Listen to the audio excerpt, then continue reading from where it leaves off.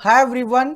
तो आइए question number 2 start करते हैं और मेडिकल फैसिलिटी के कॉन्सेप्ट को एक बार दोबारा समझते हैं, क्योंकि क्वेश्चन से और क्लैरिटी होती है। एग्जाम में क्वेश्चन आएगा तो क्वेश्चन को कैसे सोल्व करते हैं आइए एक बार देखते हैं। Himalaya limited reimburses the following expenditure on medical treatment of the son of an employee करण। तो हिमालय लिमिटेड ने क्या किया है, रीइंबर्समेंट दिया है नीचे दिए गए खर्चों का। जो खर्चा किससे रिलेटेड है, मेडिकल ट्रीटमेंट से रिलेटेड है।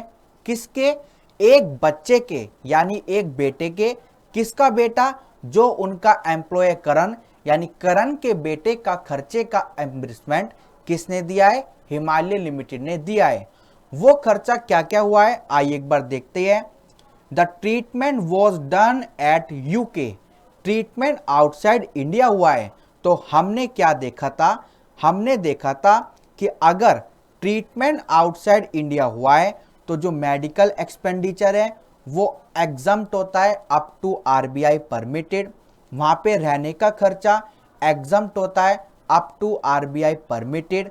और जाने आने का खर्चा फुल्ली एग्जम्प्ट होता है अगर जीटीआई 2 लाख तक है। और ये जीटीआई आपको कॉस्ट ऑफ ट्रैवल हटा के बट इन दोनों अमाउंट को मिलाकर देखनी है। तो आइए एक बार देखते हैं कैसे क्वेश्चन सोल्व होगा। ट्रैवलिंग एक्सपेंस, सबसे पहले कॉस्ट ऑफ ट्रैवल इन्होंने दे दी, तो इसका डिसीजन हम लेंगे अगर जीटीआई अप टू, अगर जीटीआई अप टू 2 लाख तक है तो ये एग्जम्प्ट होगा, वरना ये टैक्सेबल होगा। स्टे एक्सपेंस, वहां पे रहने का खर्चा at UK permitted by RBI but actual expense is 70,000। तो जितना खर्चा आरबीआई ने अप्रूव किया उतने की छूट मिलेगी, बाकी का टैक्सेबल हो जाएगा, यानी 25,000 टैक्सेबल हो जाएगा। ठीक है। Medical expense permitted by RBI 50,000 but actual expenditure 70,000, तो यहां पर 20,000 टैक्सेबल हो जाएगा। ठीक है। Compute the taxable perquisite in the hands of mister Karan if his annual income from salary before considering medical facility perquisite. मतलब ऊपर जो ये 3 खर्चे गिवन है इनको हटाकर इनकी जीटीआई हमको कितनी गिवन है, 1.5 लाख और 2 लाख। तो आइए देखते हैं कि इनका टोटल टैक्सेबल परक्विजिट कैसे आएगा। क्वेश्चन अच्छा है, प्लीज मार्क कीजिएगा important. Question number 2, computation of exempted and taxable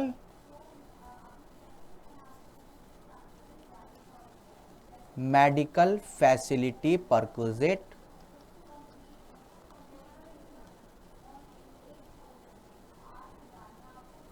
for Mr. करण।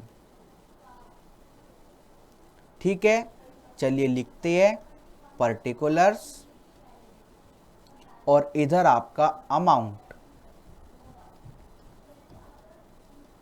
और यहां पे हम 2 केस बनाएंगे, केस नंबर 1 और केस नंबर 2। ठीक है।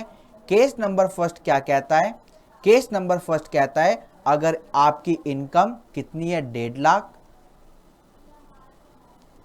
इफ इनकम 1.5 लाख और इफ इनकम 2 लाख।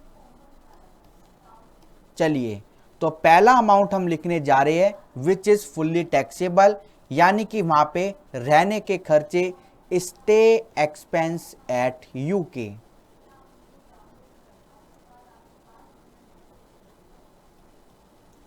तो 70,000 में से हम परमिटेड बाय आरबीआई माइनस करेंगे यानी 45,000, तो ये आपका आ जाएगा 25,000।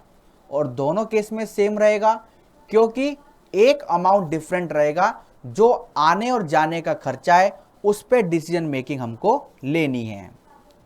दूसरा, मेडिकल एक्सपेंडिचर फैसिलिटी। 70,000 का खर्चा हुआ है, बट आरबीआई जितना परमिट करेगी उसकी छूट मिलेगी, तो 20,000 यहां पे टैक्सेबल हो जाएगा। ठीक है, चलिए आप तीसरा और इंपॉर्टेंट अमाउंट देखते हैं, ट्रैवलिंग एक्सपेंस टू यूके। इसके लिए एक वर्किंग नोट आपको बनाना पड़ेगा, तो वर्किंग नोट बनाते हैं। वर्किंग नोट फॉर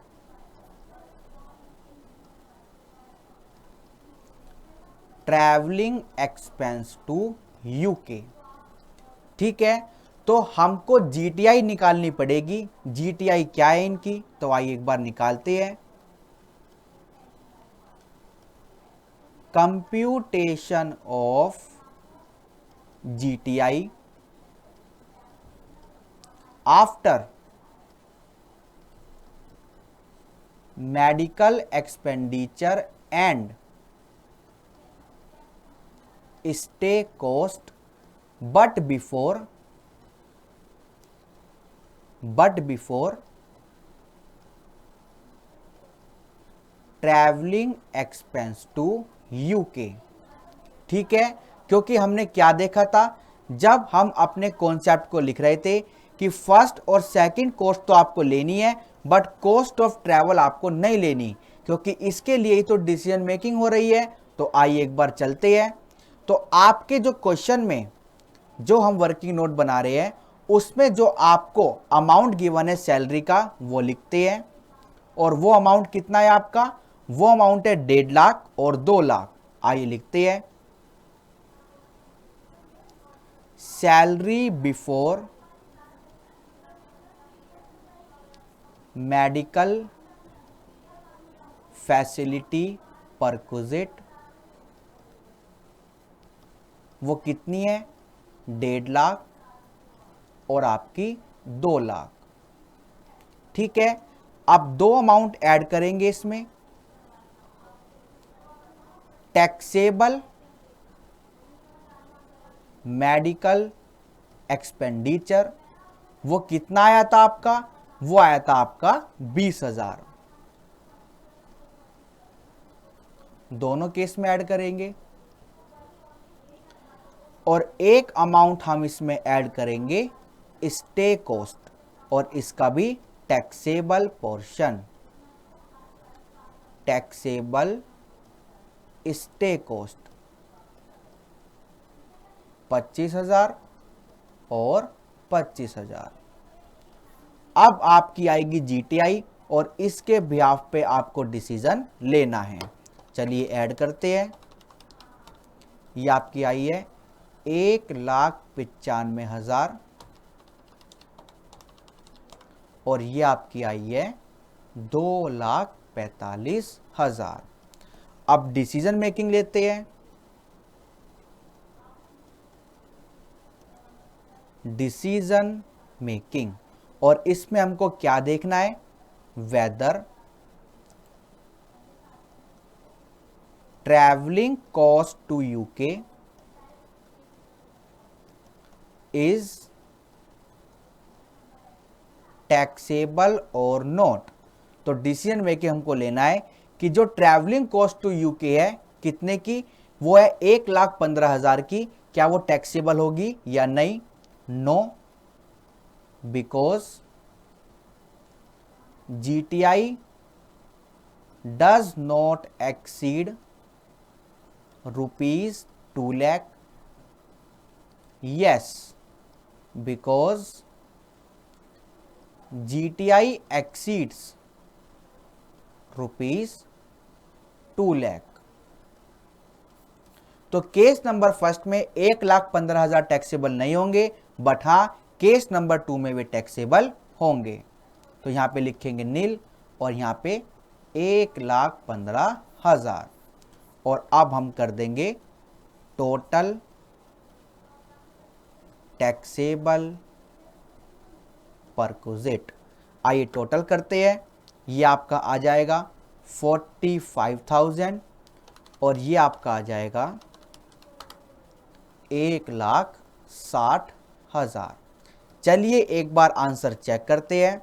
आपका 45,000, हाँ सर 45,000 और आपका 1,60,000 आंसर आ चुका है। तो अब आपको क्लैरिटी हो गई होगी, अगर medical facility outside India provide की गई है तो टैक्स ट्रीटमेंट कैसे होगा वो भी आपको पता लग गया। और इसी के साथ क्वेश्चन नंबर 2 भी होता है खत्म। Okay, thank you so much.